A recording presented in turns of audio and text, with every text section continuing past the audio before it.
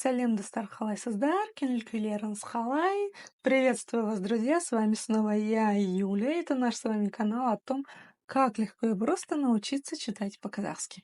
Да-да-да, именно я, как ваша соседка, как ваша подружка, как ваша, я не знаю, сестра, мама или бабушка, которая умеет читать по-казахски, сейчас вас этому тоже научит. И так в прошлом видео мы с вами начали тему магазины нашего города. Но я не буду перечислять, какие у нас в городе есть магазины, я лишь хочу продолжить эту тему касаемо того, какие вывески бывают в самом магазине. Вот вы зашли в магазин, посмотрели наверх и, это отдел для животных, это там бытовая техника, это еще что-то. И таким большим баннером где-то может висеть «Ülken satılım». Большая распродажа. «Ülken satılım». Давайте же научимся читать именно это выражение. «Ülken satılım». Все очень просто. Делим каждое слово по слогам. «Ülken» – большой, «satılım» – распродажа. Забыла перевод сказать. Как прочитать букву «ü»? Вспоминаем слово «люк». Убираем букву «л», и «ю» будет звучать в данном случае как «ü». Ведь после согласной не слышится и краткое, правда? Попробуйте «ю», «юля» или «тюль», «ülь», «ülь». Правильно? Ну, или «люк», «люк», «ük», «ük». И краткую мы после согласной не слышим. А когда мы произносим мое имя Юля, мы ее слышим вначале.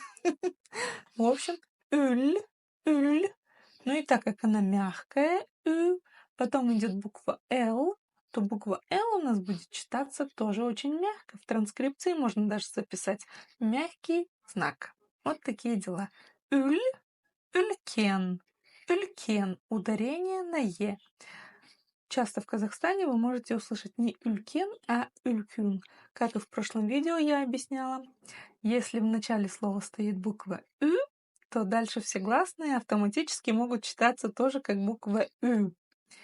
Но если вы скажете «ülken», это в принципе тоже правильно. Кстати, этого правила я не знала, когда училась в школе. Это все благодаря курсам, на которых я училась. Когда я, в общем, сама материал перерабатывала, я многому чему научилась. К сожалению, это, конечно, было не в школе. Ох, если бы я говорила в школе на казахском. Ну да ладно. В общем, «ülь», «ülken», «ülken». Большой, большая, большие, да? «Satılım» – распродажа. «Satılım» – распродажа. Начальное слово «сату» – продавать. Ну и уже образовано существительное распродажа. Сат, сата, саталам. Вот такие дела. Здесь ничего сложного нет. Повторяем еще раз за мной. Просто помним о том, что буква «о», где бы она ни стояла, произносится очень и очень кратко. Не как в русском языке саталам, а прям сатлам, сатлам. Как будто бы ее там нет. Сатлам, «ülkün», сатлам или «ülken», сатлам. Ну все, я вас поздравляю, вы научились читать еще одну фразу на казахском.